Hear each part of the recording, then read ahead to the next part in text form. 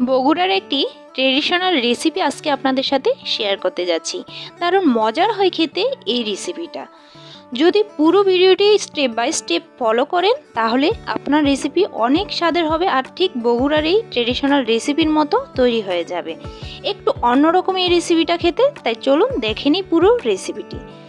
এই রেসিপিটি তৈরির জন্য আমার প্রথমে লাগছে আলু সিদ্ধ।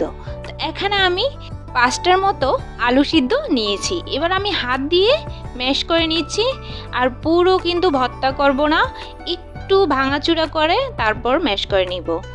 তাহলে আপনারা দেখতেই পাচ্ছেন ভর্তা কিন্তু করব না পুরোপুরি। আর আপনারা চাইলে আলু আরেকটু বাড়িয়ে দিয়ে তরকারিটা করতে পারবেন। তো এখানে আমি আলুগুলো পুরো ম্যাশ করা হয়ে গেলে একটা সাইডে করে নিচ্ছি, আর একটা সাইডে দিয়ে দিচ্ছি 2টো ডিম সিদ্ধ। তো এখানে 2টো ডিম সিদ্ধকে আমি কেটে নিব, আর কেটে নিব মাছ বরাবর অর্ধেক করে, তারপর 4 পিস করে আমি প্রত্যেকটা ডিম কেটে নিচ্ছি। তো আপনারা দেখুন কিভাবে করছি। এরকম একটা ডিমকে 4 পিস করে আমি কেটে নিচ্ছি। আপনারা চাইলে ডিম বা আলুটা একটু বাড়িয়ে দিয়ে তারপর করতে পারবেন। এবার ডিমগুলো কাটা হয়ে গেলে আমি এখন চলে যাচ্ছি চুলায়। আর এখানে আমি একটা কড়াই গরম করে নিয়েছি, তাতে দিয়ে দিয়েছি সামান্য পরিমাণে তেল, দিয়ে দিয়েছি 3টার মতো পেঁয়াজ কুচি। এবার পেঁয়াজটাকে আমি কিছুক্ষণ নেড়ে নিচ্ছি, আর যখন কাঁচা গন্ধটা চলে যাবে আর পেঁয়াজটা একটু ভাজা ভাজা হয়ে যাবে তখন বুঝবেন যে পেঁয়াজটা কিন্তু ভাজা হয়ে গেছে। তো এইভাবে আমি কিছুক্ষণ নেড়ে চেড়ে আমি পেঁয়াজটাকে একটু হালকা ব্রাউনিশ কালার করে ভেজে নিব। তো দেখুন পেঁয়াজটা কিন্তু এ পর্যায়ে অনেকটাই ভাজা হয়ে গেছে। এবার আমি এর মধ্যে 2টো কাঁচামরিচ ফালি করে কাটা সেটা দিয়ে দিচ্ছি। কিছুক্ষণ নেড়ে নিব। যখন একটা ভালো ফ্লেভার কাঁচামরিচে চলে আসবে তখন আমি এখানে যে সিদ্ধ করা আলুগুলো ম্যাশ করেছি সেগুলো সবটা দিয়ে দিলাম, আর একটু ভেঙে চুড়ে ভালো করে পেঁয়াজের সাথে নেড়ে নিলাম।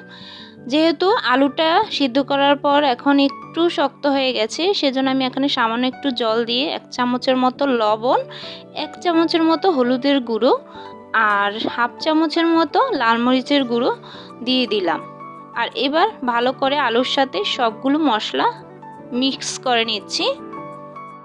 এভাবে কিছুক্ষণ নেড়ে চেড়ে আমি কিন্তু কোনো রকম ঢাকা দিব না, এভাবেই কিন্তু আলুটাকে ভালো করে ভেজে নিব মশলার সাথে। আর এখানে আরেকটু জল দিয়ে দিয়েছিলাম, কারণ আলুর সাথে যখন আপনি জল দিবেন তখন কিন্তু জলটা এমনিতেই টেনে নিয়ে যায়, আর তখন মশলা কষাতে কষাতে আরও জলটা টেনে যায়। সেজন্য আমি একটু জল বাড়িয়ে দিয়ে তারপর মশলাটাকে ভালো করে আলুর সাথে কষিয়ে নিয়েছি কিছুক্ষণ। আর তারপর এখানে আমি ঝোলের জন্য দিয়ে দিচ্ছি 4 বাটির মতো জল। তো আপনারা পরিমাণ মতো দিয়ে দিবেন তরকারির পরিমাণ অনুযায়ী। এবার ভালো করে নেড়ে চেড়ে যখন এরকম দেখবেন টকবগিয়ে ফোটা শুরু করবে তখন আমি আরেকটা সাইডে প্যানে সম্বার দেওয়ার জন্য মশলা ভেজে নিব। আর এখানে আমি প্যানে সামান্য একটু তেল দিয়ে দিচ্ছি, আর দিয়ে দিব একটা শুকনো মরিচ, একটু ফালি করে নিয়েছি যাতে ফ্লেভারটা খুব ভালো আসে। এবার একটু শুকনো মরিচটাকে নেড়ে নিব। আর এখানে তারপর আমি দিয়ে দিচ্ছি তেজপাতা, একটু টুকরো করে দিয়েছি।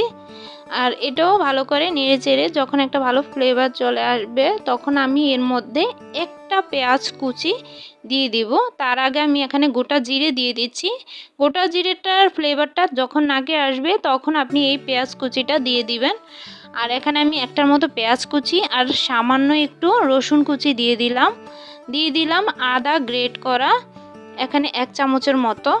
এবার আমি সবগুলো উপকরণ কোনো রকম জল ছাড়াই কিন্তু একটু ভালো করে লাল করে ভেজে নিচ্ছি, তবে কালো করে ফেলবেন না যেন ভাজতে ভাজতে। তো এরকম চুলার আঁচটা একটু মিডিয়াম থেকে লোয়ে রেখে তারপর আমি এই মশলাটা কিন্তু ভাজছি। আর এখানে যে ডিমগুলো টুকরো করে রেখেছিলাম সেগুলো দিয়ে দিচ্ছি সামান্য একটু হলুদের গুঁড়ো, তারপর দিয়ে দিলাম 1/2 চামচ জিরে বাটা। এবার আমি দিয়ে ডিমের সাথে ভালো করে সবগুলো নেড়ে চেড়ে একটু কিছুক্ষণ ভেজে নিব। যখন একটা ভালো ফ্লেভার চলে আসবে দেখবেন ডিমটা ভাজতে ভাজতে এই গ্রানটা না দারুণ আসে তখন। আর এবার আমি সবগুলো উপকরণ সেই ঝোলের সাথে মিক্স করে নিব খুব ভালো করে। আর 2 থেকে 3 মিনিটের মতো একটু মিডিয়াম আঁচে আমি কিন্তু এগুলো আবার ফুটিয়ে নিব।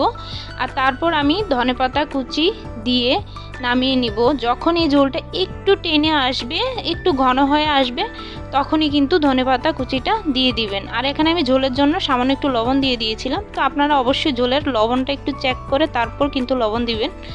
এই রেসিপিটা কিন্তু বগুড়ায় খুবই প্রচলন আছে, আর ট্রেডিশনাল এই রেসিপিটা খুবই দুর্দান্ত হয় খেতে। চেষ্টা করবেন বাসায় একবার হলো ট্রাই করে দেখার। আশা করছি ভালো লাগবে। আর যদি ভালো লাগে অবশ্যই কিন্তু লাইক করে দিবেন আর শেয়ার করে দিবেন। চ্যানেলে নতুন হয়ে থাকলে চ্যানেলটি সাবস্ক্রাইব করে পাশে থাকবেন। তো আজকের মতো ভিডিওটি এ পর্যন্তই। আর মজার মজার রেসিপিগুলো দেখতে চ্যানেলের সাথেই থাকুন। ধন্যবাদ সবাইকে।